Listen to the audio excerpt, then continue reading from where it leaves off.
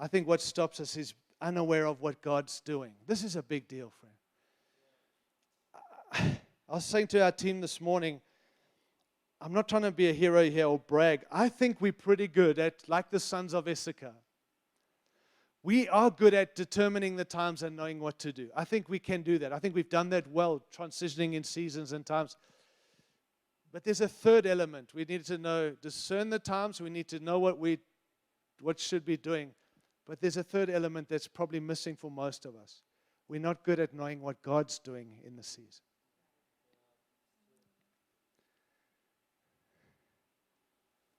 Paul was in Acts 18.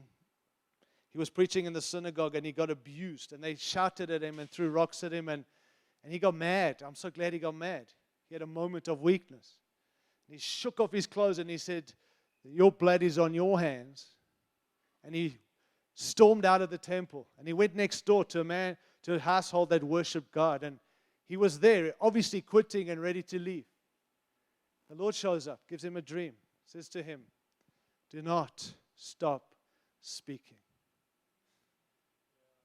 For I have many people in that region. They will not hurt you. They will not harm you." And then it goes on and says, then he stayed there for a year and a half because he didn't quit or give up, because God showed him what God was doing that made him stay where he was.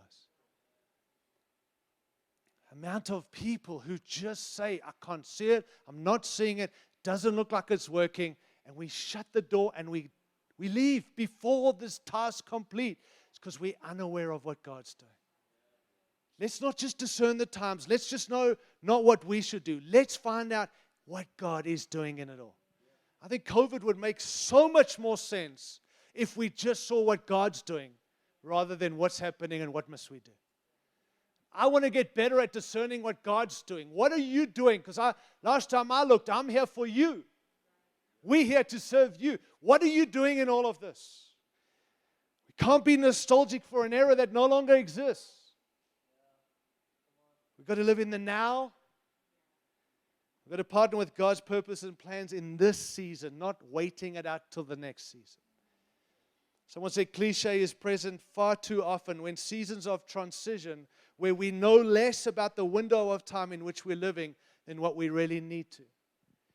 Ignorance is not bliss if we're going to complete the tasks of God. And God's not quiet. He's not holding out. He's not wanting us to guess. He's revealing, but we've got to ask, what are you doing? It changes everything. I think we are able to discern, but we're not able to see what He's doing. Ask these questions. What must I see? But more than that, what do you want to show me? I've started praying that. I'm serious. I've changed it because what must I see? What must I see? Well, you're going to see what you want to see when you ask that. What do you want to show me? My goodness. It opens up a realm. And even Scripture. And you know how many times I've preached on Acts 20? I mean, it's been my go-to. Hey, when I took over this team, for 16 years, I preached Acts 20. And then one day I was like, Lord, what do you want me to see? And guess what? Something that was there for so long. I suddenly saw it. Why? Because He reveals more when you ask what He wants. Not what I see. What do you want me to see? How do I know what you're doing in the season? What do you want me to see? What do you want us to see? It's a dangerous thing because He'll reveal stuff that we hasn't seen before. But it's God wanting us to see. Leaders, please ask God that. Go to Scripture because it'll help us finish and complete tasks and be way more effective in this season. Reading the seasons. Seek God. Someone said the church that is man-managed instead of God-governed is destined to fail.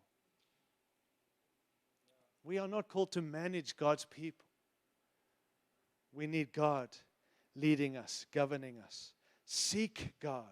Search the Scriptures. Not what must I see. What do you want to show me?